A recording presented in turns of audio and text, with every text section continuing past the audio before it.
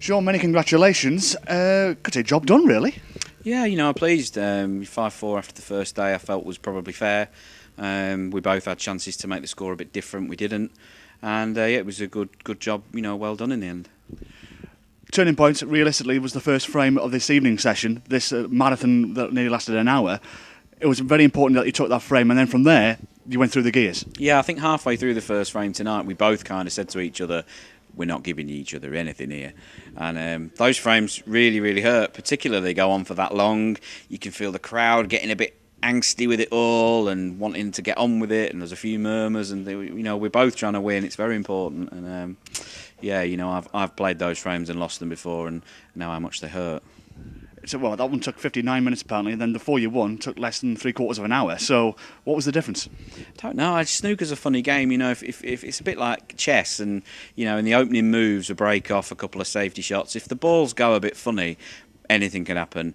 Of course, if you get a chance early and score, then these tables that play so fast and so nice, you can pop balls and make breaks from anywhere. So, it's just really the way the game goes. Talk to me about your preparations coming into this. I know Ricky Walden's been practising with you. How much effort have you put into this before coming here? Yeah, I've put the most into coming here than of what I've ever done, and my game's in the best shape it's ever been. I feel I'm now a better player than I've ever been, and I'm feeling good. And I've been practising very, very hard. I had to pick a lot of balls out for Ricky this week. Peter Ebden came up and practised as well, and it's really, really a good thing to practice with other players who are really going to put you about. And I've had a lot of solo work and practice with some other good players and feel good.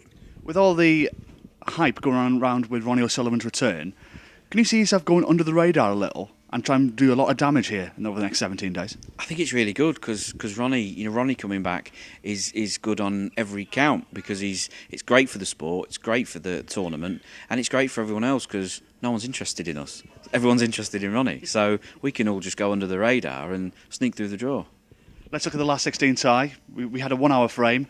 Your opponent's going to be either Graham Dott or Peter Ebden. You've just been practising with Peter, so you're expecting a tough challenge with whoever it may be. The second round should be sponsored by Valium. Is that what you'll need? I don't know, but yeah, we'll. Whoever comes through that game, I think that game could go close. I think whoever comes through that game, it's going to be real tough affair.